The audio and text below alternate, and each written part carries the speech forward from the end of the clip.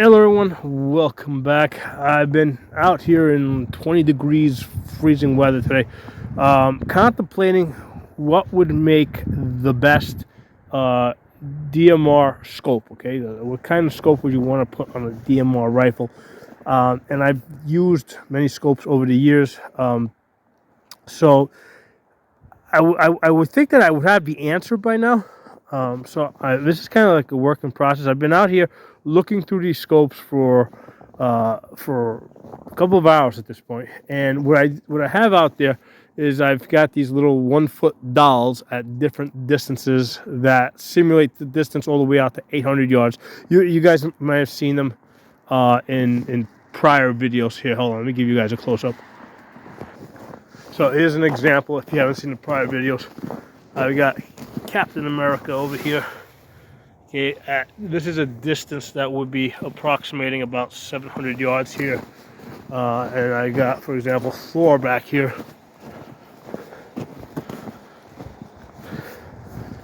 That's a distance that would be approximating about 800 yards. So what I want to do is I'm looking at for like the details, right? Like the buttons on this chest armor, stuff like that.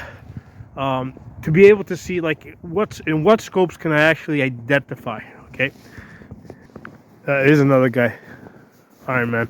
So I'm looking for things like, for example, like his face mask, right? Can I see the details of his face mask? Okay, can I see that little blue thing on his chest?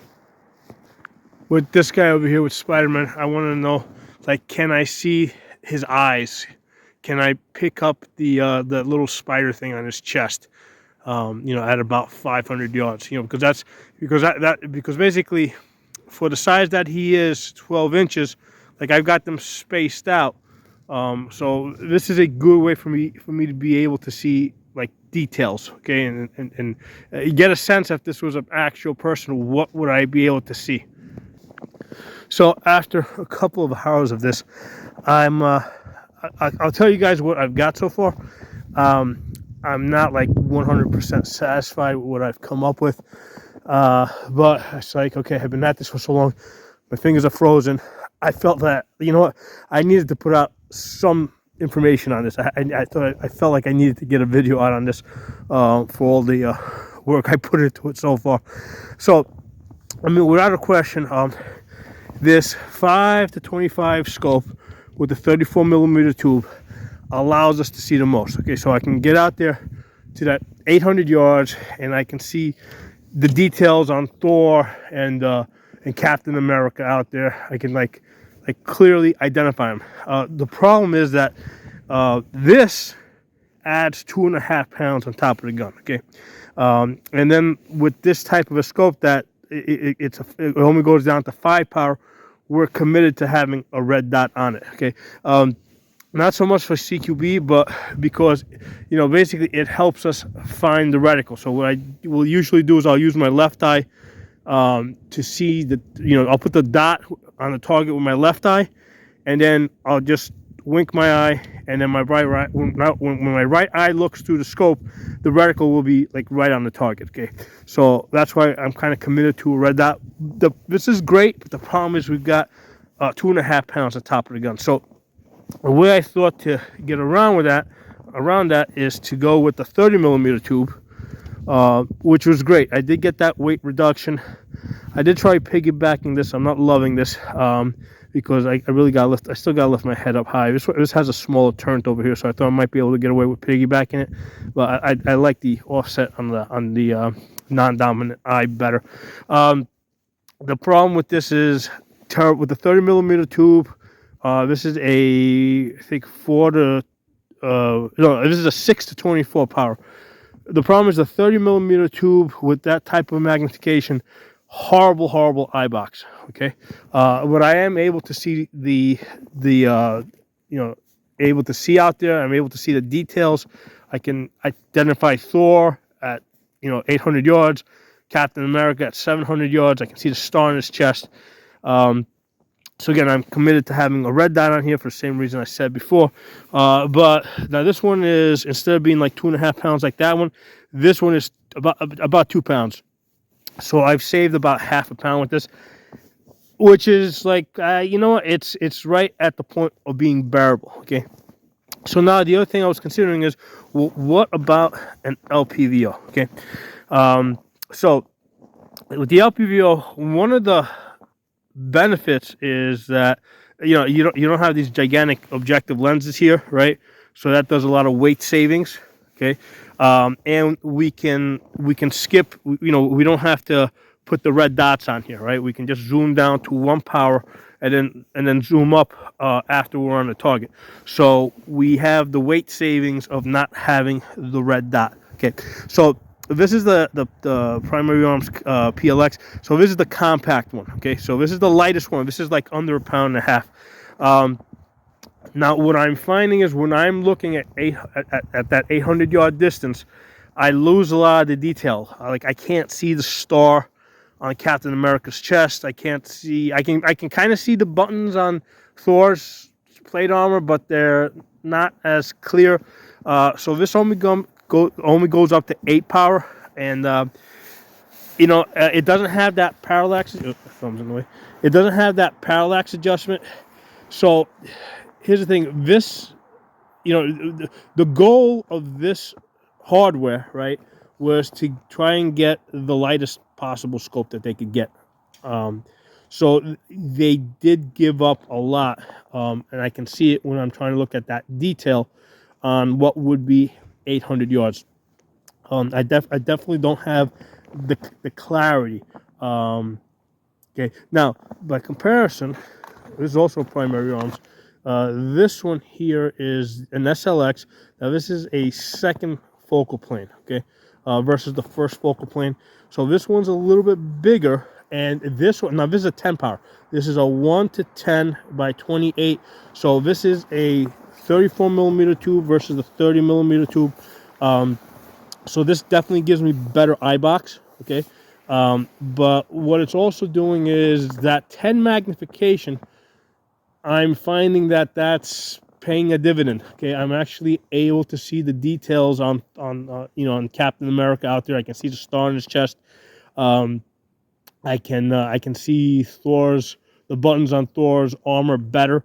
Okay, so I'm definitely seeing, like, I would say, like, this is the winner so far. This 1:10.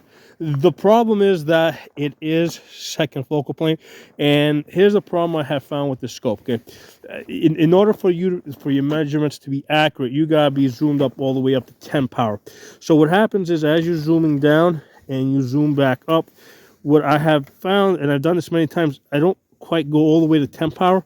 I come just short, like I'll be at 8 or 9, and then what that means is that not just the range estimating, but the bullet drop compensator will also be inaccurate, because you have to be like all the way up at 10 in order for this to be accurate. And this is a mistake I've made many times, under stress, like trying to get rushed, trying to get the shots off, timing myself, etc.